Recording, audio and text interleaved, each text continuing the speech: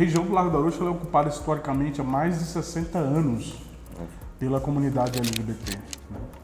Mas essa ocupação ela é muito mais de corpos travestis e de mulheres transexuais, por corpos em situação de calçada, por corpos que moram em pensões, por corpos que vêm das periferias pobres da capital e da região metropolitana. Por corpos que estão no mundo do tráfico. Por corpos que estão encarcerados, né? Por corpos como o meu, que vem de outros estados do Brasil, por corpos imigrantes, haitianos, congoleses, bolivianos, peruanos, palestinos, que fazem dessa região essa ocupação histórica. E os registros dessa ocupação histórica não são antropológicos, não são sociológicos, são registros de repressão, tanto das forças da GCM, da Polícia Militar, da Polícia Civil e principalmente durante a ditadura civil-militar das forças de repressão do governo federal através do DOI-CODE. Ficava aqui, do lado, inclusive, da luz. E tendo acesso a toda essa riqueza do que significa essa região, que é o berço do transformismo brasileiro. Né? Nisbiá, a primeira drag, aqui. Né? Márcia Pantera, a percursora, a primeira que fez o bate-cabelo, aqui. Né? Silvete Montilla, Vitória Príncipe, Salete Campari, Ioiô Vieira de Carvalho, tantos nomes da nossa comunidade que fazem a arte e cultura da nossa comunidade, que movimenta a economia nessa região. Às vezes que saem com R$5 da periferia, pega o metrô, vem pra cá, toma um vinho químico e faz a ocupação acontecer nessa região. Vinho químico.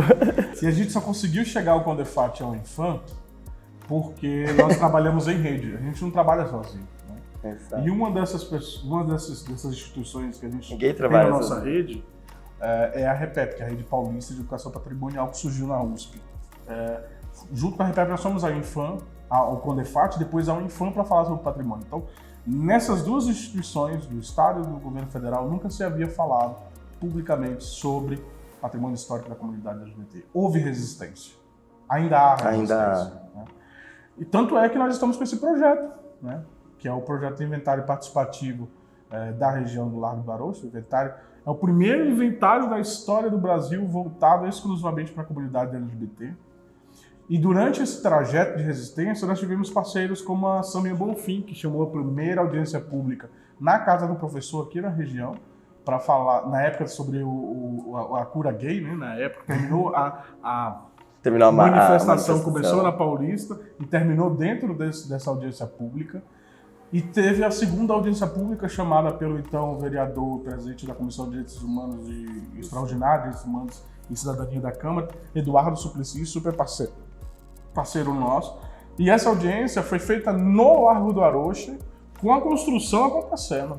Então foi a primeira audiência pública da história de todas as... Eu fiz questão de pesquisar, da história de todas as câmaras legislativas, municipais, estadual e as duas federais, Senado e Câmara dos Deputados, dentro do espaço público para falar sobre patrimônio histórico da comunidade LGBT. Não é à toa que isso está acontecendo. E aí eu tiro como exemplo a revolta de Stonewall, em Nova York, né, que muita gente utiliza como plano de fundo, como o ápice, mas só que não, mas para vocês entenderem, quem fez a revolta de Stonewall não foram as bichas engravatadas, as academizadas, as ricas. Não, quem fez a revolta de Stonewall foram as prostitutas, os ladrões, os latinos, os pretos, as travestis, as bichas imigrantes e imigrantes. Qual a diferença entre eles, essa história e a nossa? O inventário participativo ele é um instrumento de preservação, uma metodologia criada pelo IFAM, e ele consiste principalmente em trazer as pessoas mais para perto para elas mesmas começarem a falar das suas próprias referências culturais. Então, se a gente vai começar a falar de patrimônio, a gente vai começar a falar do que é memória, o inventário participativo e principalmente essa palavra no fim, que vem de trazer as pessoas, ele vem principalmente para que a gente não imponha o que é a memória, o que é o patrimônio daqueles sujeitos e que deixem eles falarem o que é isso. E aí, essa metodologia é feita principalmente a partir da história oral também, que a gente vai pegar e fazer entrevistas com essas pessoas e perguntar quais são as referências delas e qual é a relação delas com esse território. O que é esse território para você? Como ele se parece? O que você sente quando você está nesse território? Quais as cores, quais os cheiros desse território? Que é o Arouche em si, né? E aí a gente tem uma outra versão de inventário, que é anterior a essa, que é justamente aquilo, que é pregada naquela questão de estar o que é belo, de estar o que é inventário, de tal o que é patrimônio, e aí o inventário participativo vem para destruir um pouco disso. Então, ele, além de falar sobre patrimônio em si, ele também fala sobre educação, porque a gente está convidando as pessoas para repensarem e refletirem sobre a sua própria história. Então, a gente tem a USP como participante ativa na organização desse território, mas a ideia é que, além disso, as próprias pessoas reconheçam onde elas estão e não que isso seja dito.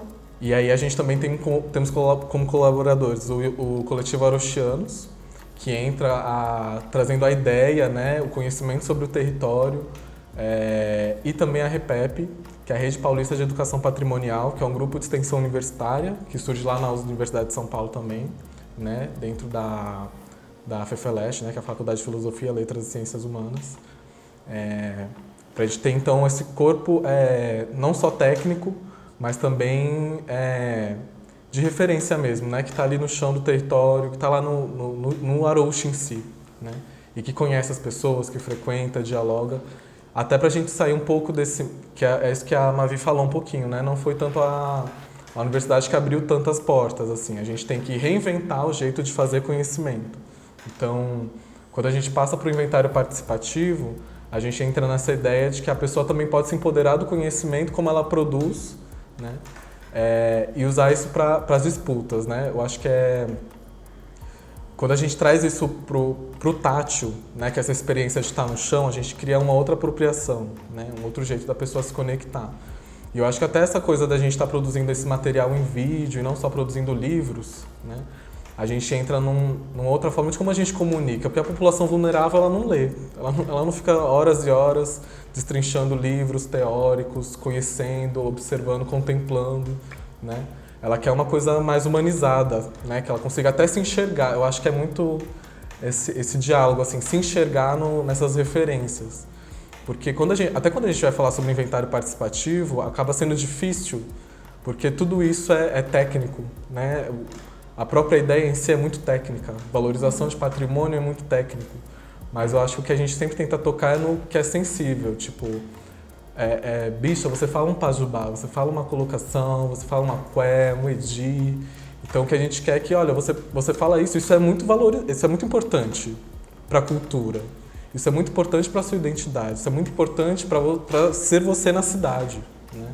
Então o que a gente quer é que as instituições reconheçam isso, para que o nosso território não seja, mais uma vez, não fique sofrendo tentativas de apagamento, né? E essa cultura sempre seja jogada às margens ou apropriada, né? Por algumas pessoas que vão lá, vão querer ostentar o babado, o pajubá, o close, enquanto as bichas continuam aqui sofrendo com agressões, com violência, com a pobreza, com a fome, e sendo sempre invisibilizadas.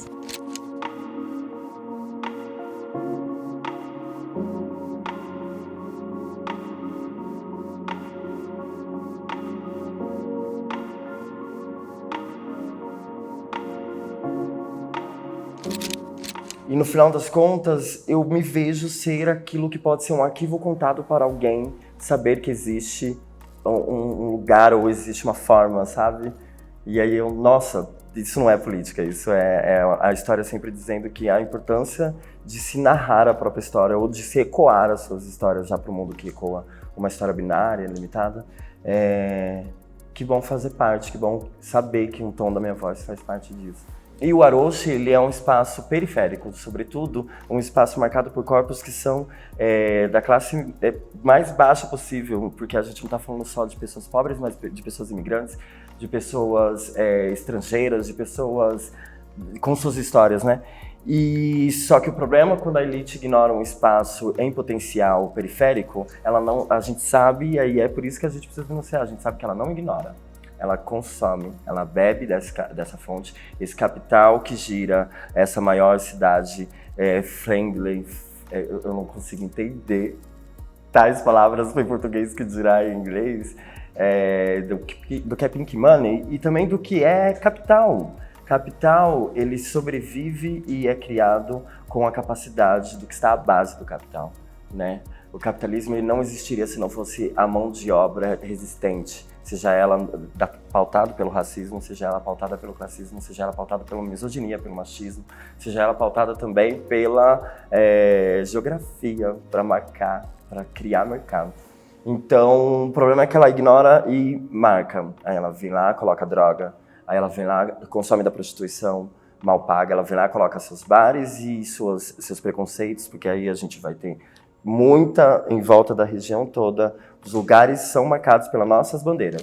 E essa construção, a gente fala essa coisa do participativo, porque é muito importante a gente colocar que isso foi até dentro mesmo da própria elaboração do projeto, foi uma coisa que a gente teve muita autonomia.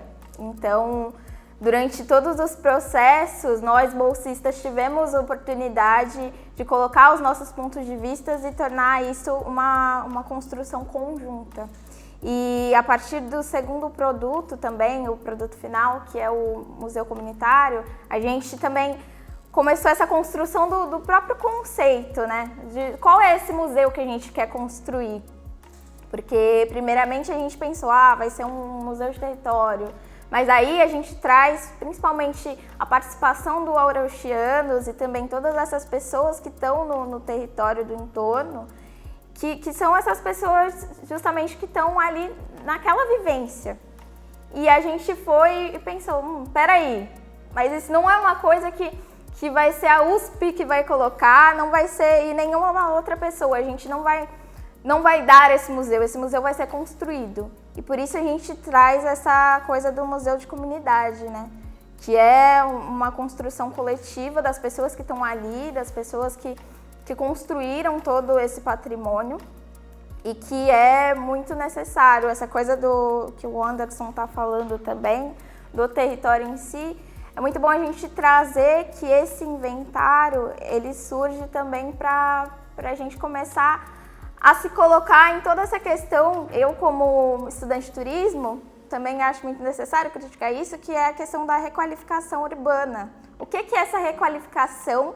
Para quem é essa requalificação? E o que seria requalificar algo? Isso não é qualificado? Esse ambiente que a gente está...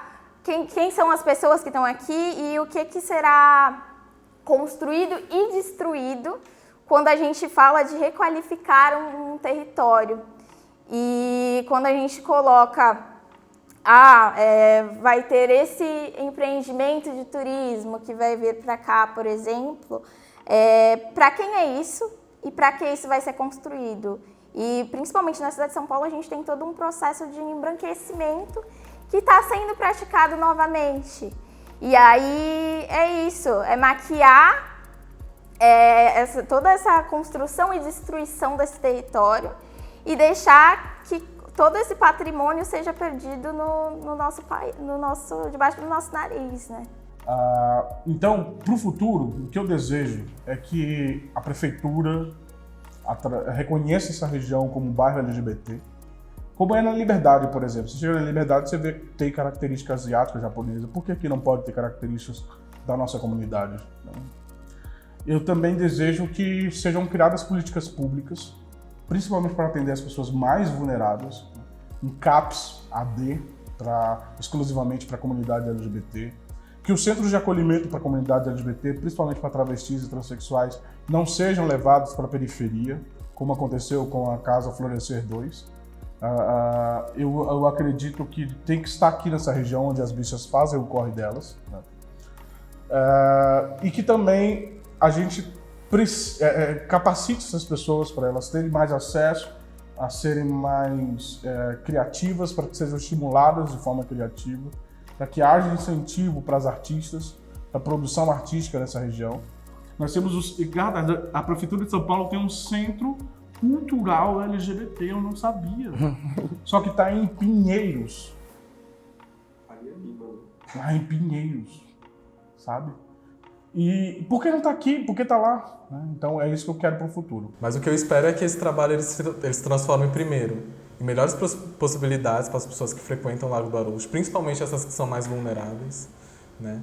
Que o lago tenha mais infraestrutura, que ele seja esse lugar também de acolhimento, né? Eu acabei não falando, mas ele foi o primeiro lugar que eu tinha namoros, assim, né, na cidade de São Paulo. Então, ele é esse berço, e eu espero que ele continue sendo, sem que expulse a gente que é mais vulnerável. E eu acredito que a gente consiga, então, mais visibilidade também para o território, também para alguma ação social, né? O que é você produzir ciência com o coletivo, né? O que é você ter a visão do coletivo sobre, olha, você comunica de outra maneira com a população, né? Porque eu acho que isso faz parte esse momento que a gente faz de tentar aumentar mais o público que participa das coisas, né? Que se empodera dessas coisas.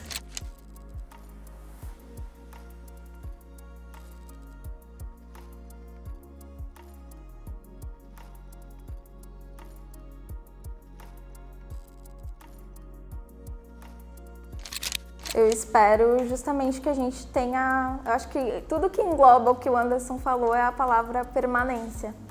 Que a gente permaneça, que essas pessoas que estão aqui, elas sejam reconhecidas enquanto vivência no território, como pessoas que estão ocupando esse território e que não sejam tiradas daqui, e que essa região prospere, mas não para receber outras pessoas, não para o embranquecimento, mas para receber políticas públicas, sejam por meio do lazer, seja por meio da saúde, que é uma coisa extremamente necessária, porque daí é perguntar, tipo, quem são essas pessoas que estão aqui, né? Para que a gente vai requalificar essa região? Eu espero que isso dê uma luz também, para reconhecer que essas pessoas sempre estiveram aqui e que elas sejam tratadas, eu acho que sejam humanizadas também pelo poder público.